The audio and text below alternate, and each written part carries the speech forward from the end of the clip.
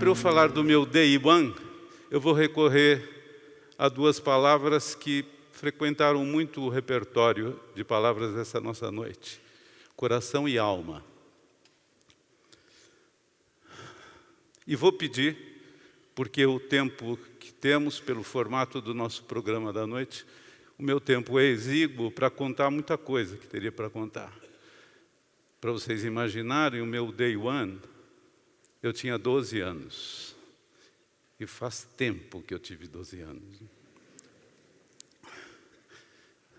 Nesse meu Day One, eu senti a força de algo que eu vou pedir que vocês todas e todos tenham nessa noite, porque eu vou ser meio telegráfico e com a intuição de vocês vão colocar e pressentir as emoções que eu tive, as dores imensas, as angústias de se ser empresário, sobretudo quando a gente vem de uma família modestíssima e sem base material nenhuma.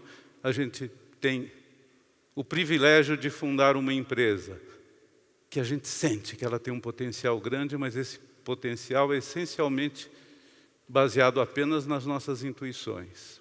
Então eu peço a intuição de vocês para preencherem as lacunas emocionais, os altos e baixos, as dores e as alegrias imensas, os encantamentos que eu tive na minha já longa carreira como empresário, minha longa carreira como profissional também.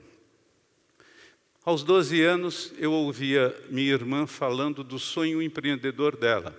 Ela me explicava que gostaria de ter, depois de casada, um ambiente separado na casa dela, em que ela faria limpeza de pele para suas clientes.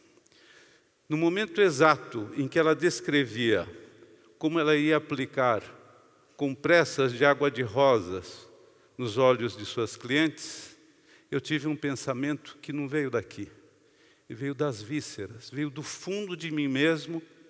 E eu, aos 12 anos, eu falei, eu vou fazer os cremes que elas vão usar em casa. Foi uma emoção que, um arrepio, e eu tenho uma vida pródiga em arrepios, graças a Deus, um arrepio que ainda me acompanha. Passou o tempo, comecei a trabalhar aos 14 para 15 anos, fui ser calculista de mão de obra na indústria onde meu pai era almoxarife. E do meu pai e de minha mãe, o que eu trouxe é amor à vida, amor às pessoas. Eles me ensinaram a amar as pessoas. E o meu pai era calorosíssimo, a minha mãe era mais. Por que o papai e a mamãe estão vindo aqui? É porque eu ouvi tanto papai e a mamãe. Nunca, ao contar a minha história como empresário, eles estiveram tão presentes como nessa noite que eu confesso, eu sou emotivo, estou bastante emocionado com essas histórias lindas que nós ouvimos. Aprendi dos meus pais amor aos livros e amor às pessoas. Comecei a trabalhar, como explicava, na indústria em que meu pai era almoxarife. Como eu era bom aluno, me colocaram para fazer custo de mão de obra, cálculo de custo de mão de obra.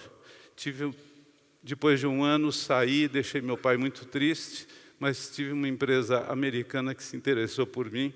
Eu fui ser aprendiz no departamento pessoal da Hamilton. Aos 18 anos, eu era chefe do departamento pessoal.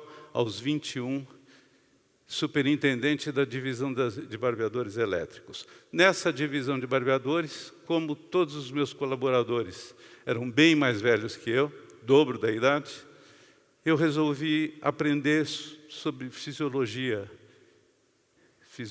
cutânea, bioquímica epidérmica, coisas assim.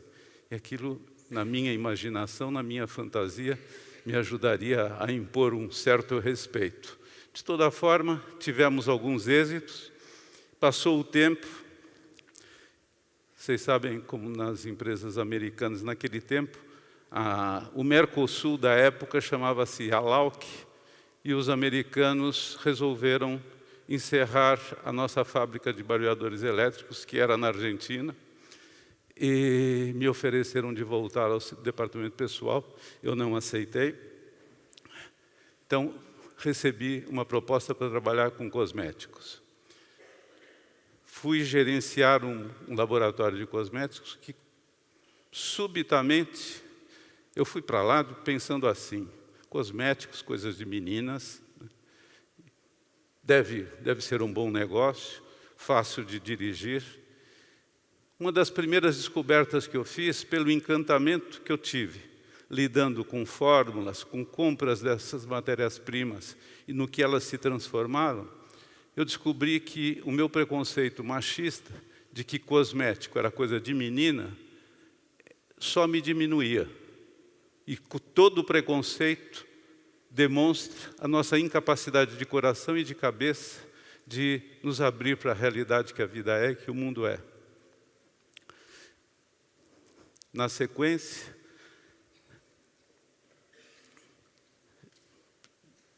passaram-se 2 anos, eu estava nessa altura, eu comecei a trabalhar nesse laboratório em 65, em 67, não, em 66, quando chegamos a 69, estava para nascer meu 4º filho dos 5 que a vida me deu, eu resolvi pedir demissão porque eu precisava ganhar mais. E o seu Pierre, com quem eu tinha aprendido muito, me convidou para ser sócio naquele laboratório. Como eu queria algo que eu pudesse acompanhar desde o início, eu disse para ele que só se nós começássemos uma outra indústria. E foi isso que aconteceu. O filho dele ficou sendo meu sócio, representando a família toda, e eu recebi 20% com a função de ampliar a atividade daquela pequena indústria. Passados 3 meses, houve uma mudança familiar, não vem ao caso discutirmos qual, porquê, mas nós perdemos o nosso único cliente, que era esse homem que eu admirava muitíssimo, gostava muito. Nós perdemos esse cliente e eu ganhei uma proposta de emprego para voltar a trabalhar com ele como gerente de um negócio novo que ele pretendia abrir. Foi um impasse muito grande para mim, mas eu disse não. Mesmo tendo uma oferta maravilhosa de remuneração, eu disse a ele que eu tinha que lutar pela minha indústria e pela minha sociedade. Portanto, o meu sócio, que representava a família toda, de repente ele ficou com 80% da empresa, que não valia nada. Então, o que eu fiz? Eu olhei para o meu único patrimônio disponível, eu tinha um Volkswagen, que vocês não fazem ideia, era a joia. Branquinho, lindo, era de 2 anos antes, de 67, e eu, com o meu Volkswagen, eu investi na empresa e comprei os 30% que faltavam para eu ficar meio a meio. Um Volkswagen 67 comprou 30% da Natura, que, aliás, um detalhe, ela não chamava Natura, ela passou a chamar-se Natura quando eu sugeri essa mudança contratual, demos o nome de Natura e eu saí desesperado para visitar um amigo meu, que é uma das maiores riquezas da nossa vida, estejamos ou não abertos para isso, tenhamos ou não descoberto, são as amizades. Eu tive, não uma quantidade enorme de amigos, mas todos eles foram indispensáveis na minha vida. Este meu amigo que fui visitar chamava-se Sanakan, e ele foi muito conhecido no Brasil. Ele tinha um dom. Sanakan, em sânscrito, quer dizer o leitor de mãos. Ele lia mãos e olhava a cabeça da gente, tinha umas visões. Fui visitar realmente angustiado com a complexidade daquele momento. Nosso único cliente desistiu da gente. Eu formulei atender o estoque dele por 3 meses e era tudo que nós tínhamos como capital para continuar a empresa. Fui visitar o professor Sanakan, ele olhou minha mão, olhou minha testa e falou: eu vejo um trator que vai se mover muito lentamente no início, mas vai gerar uma força que nada conseguirá deter. Vai alimentar legiões, material e espiritualmente. Semear é o seu destino. O arrepio está comigo de novo, o mesmo arrepio com que eu saí de lá, sobretudo porque quando eu ouvi aquela profecia impossível, era como se ela estivesse no meu coração o tempo todo. Eu tinha certeza que era aquilo que eu pressentia para a empresa. Fez todo sentido para mim. Foi a partir daí que a frase, o impossível é apenas o começo de todas as possibilidades, começou a me fazer sentido e me a entusiasmar. Bem, o tempo é curto e eu vou começar a ser mais telegráfico. Como nós fizemos para resolver a empresa? Primeiro, abrimos uma pequena loja, porque como nós temos uma linguagem nova para os cosméticos, nós tínhamos que ter... Não encontrávamos pelo meio tradicional de drogarias, etc., ninguém interessado em adquirir aqueles produtos, que eram vários produtos para tratamento.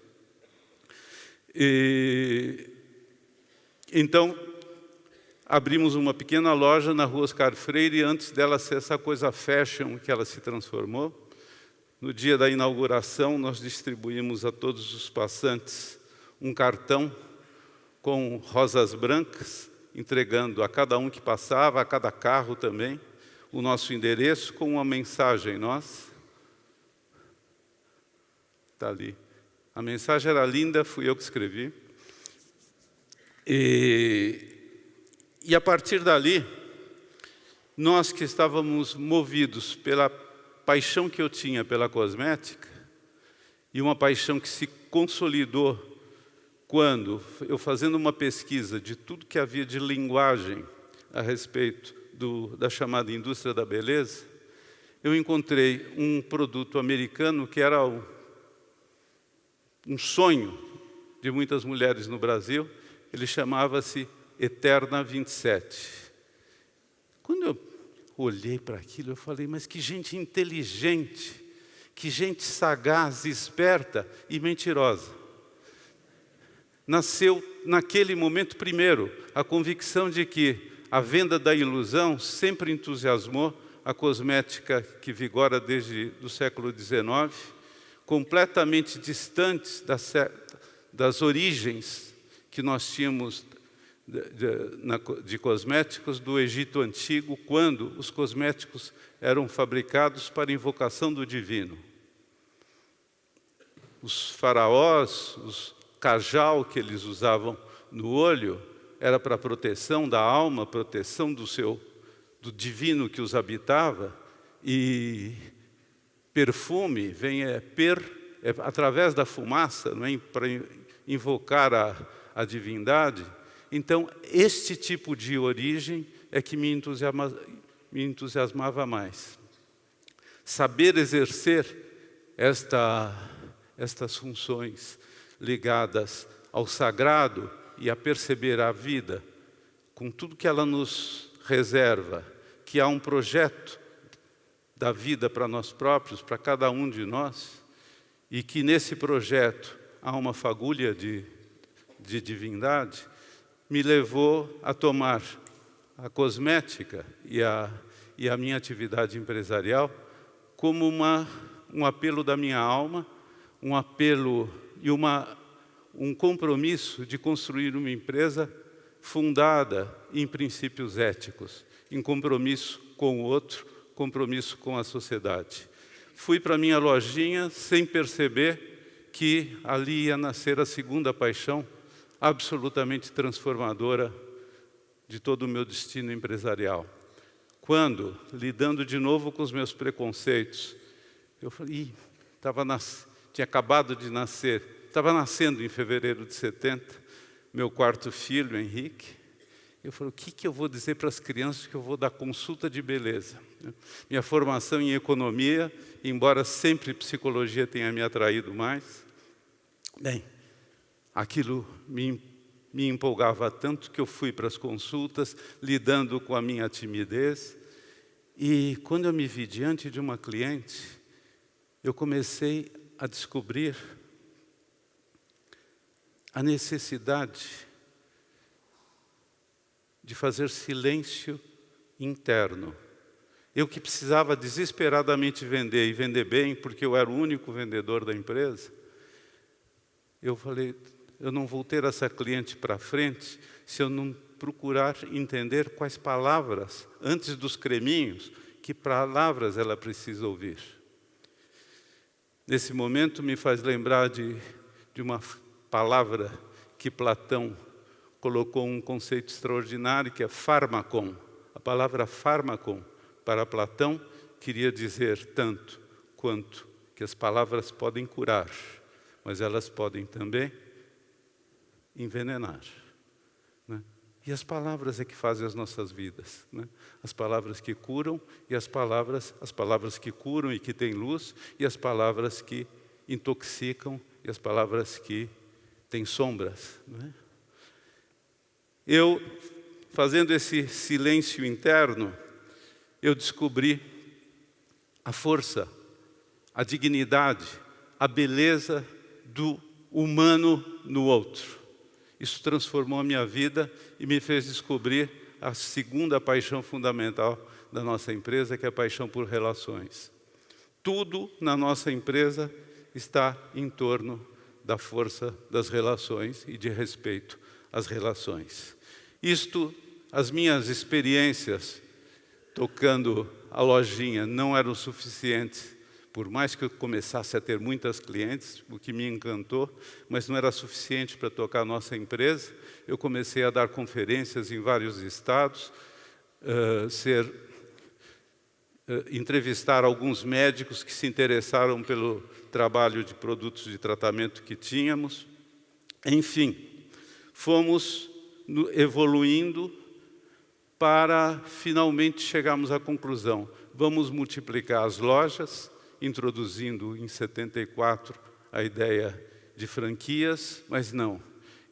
Nós preferimos multiplicar os Luizes, porque o encantamento que tínhamos com o relacionamento com as nossas clientes nos levou a perceber o potencial humano extraordinário que elas próprias, não se reconhecendo, que elas tinham, porque elas se interessavam pelos produtos, pelos tratamentos. Foi na ocasião em que decidimos adotar a venda direta, a venda por relações como modelo comercial. Desde que adotamos o modelo, isso foi em 74, várias empresas se formaram para serem nossos distribuidores, onde eu vim conhecer aqueles que me acompanham até hoje, meus queridos sócios, esses dois bonitinhos aqui, eu sou do meio, eu sou um menino do meio, o Pedro Passos e o Guilherme Leal. Não posso deixar de agradecer a eles, mas agradecer os anteriores, o Jean-Pierre, que comigo fundou a Natura, alguns sócios muito queridos que já não estão entre nós, Anísio Pinotti, Ronuel Matos, Antônio Carlos Oliveira, a Yara Prícoli está entre nós, já não está na sociedade, mas é uma grande amiga, que aniversaria dia 29 de agosto, devo ligar para ela. Meninas, com essa gente toda, foi ficando mais fácil para mim compreender a frase do John Donne: nenhum homem é uma ilha, e se nós vivemos ilhados, nós estamos perdendo parte da nossa humanidade, deixando de ser. Hoje em dia,